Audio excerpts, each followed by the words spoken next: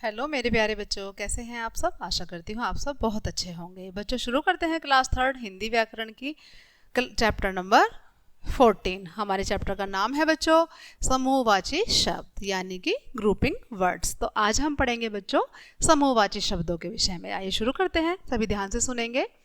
किसी भी वस्तु सामान को एकत्र करके समूह में रखना ही समूहवाची शब्द कहलाता है। ठीक है बच्चों, जैसे अब यहाँ पर कुछ चित्र दिए हुए हैं, यहाँ पर उनके द्वारा हम समझेंगे कि समूहवाची किसको कहा जाता है। ठीक है बच्चों, पहला चित्र है हमारा फूलों का। अब यहाँ पर एक फूल नहीं है बच्चों, फूल हमारे क्या है, माला के रूप में है, यानी कि समूह के रूप में है, तो वो बन गए हमारी फूलों की माला। आगे है मोतियों।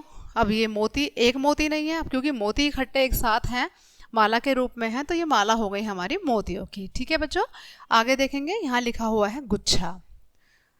गुच्छा है हमारा चाबियों का। अगर एक चाबी होती तो हम उसको कहते चाबी, लेकिन अब ये हमारी गुच्छे के रूप में है, समूह के रूप में है, तो ये हो गया हमारा चाबी का गुच्छा। आगे है अंगूर। अब ये भी अंगूरों का गुच्छा है बच्चों, तो ये भी समूह में है। नेक्स्ट देखते हैं, आगे है छत्ता। तो छत्ता है यहाँ पर, ततैयों का छत्ता है बच्चों, समूह में है ये भी, तो ये हो गया। आगे है ये मधुमक्खी का छत्ता, ये भी समूह में है, दोनों समूह में है ये, तो ये हो गए हमारे छत्ता, छत्तों का समूह। नेक्स्ट है हमारा गड्डी।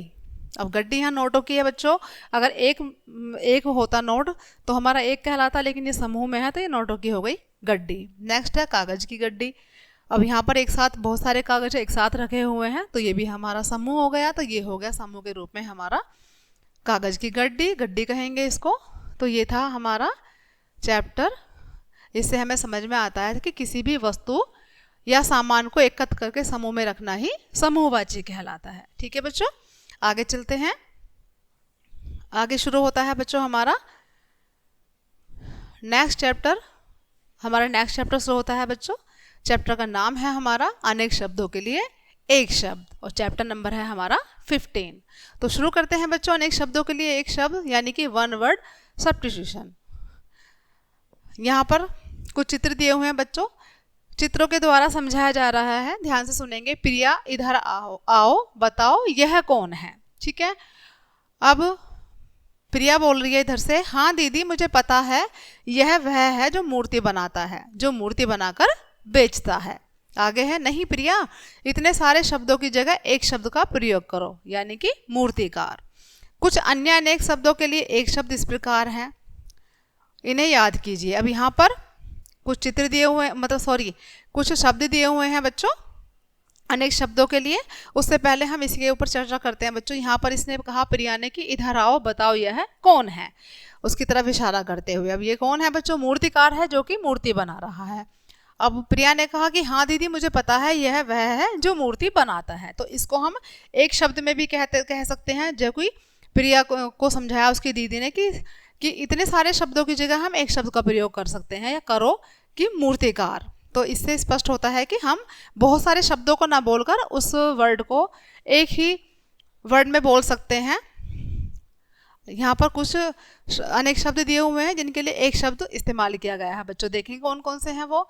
सबसे पहले है देखने वाला।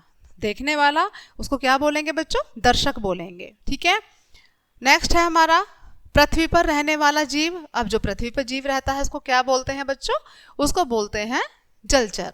ओके, क्या बोलते हैं बच्चों, जलचर बोलते हैं उसको। नेक्स्ट है सुनने वाला।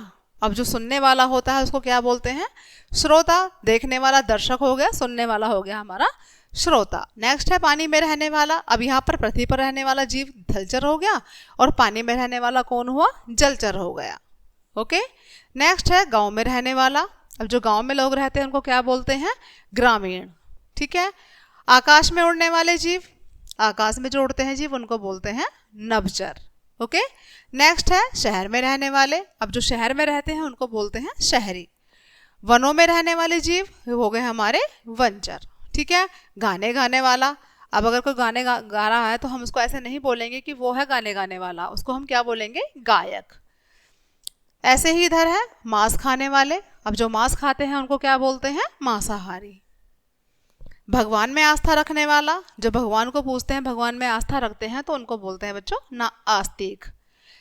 इधर है साग सब्जी खाने वाले, साग सब्जी खाने वाले को क्या कहेंगे बच्चों? शाकाहारी। ठीक है। नेक्स्ट है हमारा पढ़ाने वाला, जो पढ़ाता है उसको क्या बोलेंगे? अध्यापक। फल खाने वाले वो हो गए हमारे फलाहारी। ओके। नेक्स्ट है पढ़ाने वाली। अब पढ़ाने वाले जो हुए वो तो हो गए हमारे अध्यापक, पढ़ाने वाली हो गई हमारी अध्यापिका। ऐसे ही वाहन चलाने वाला चालक। ठीक है। पाठशाला में पढ़ने वाला, जो पाठशाला में पढ़ते हैं उनको क्या बोलेंगे बच्चों? छात्र बोलेंगे, जैसे आप सभी पढ़ते हैं। हवा में उड़ने वाला हवाई, उसको हवाई कहेंगे। पाठशाला में पढ़ने वाली, पढ़ने वाले तो छात्र होते हैं बच्चों, और पढ़ने वाली होती है छात्रा। ओके।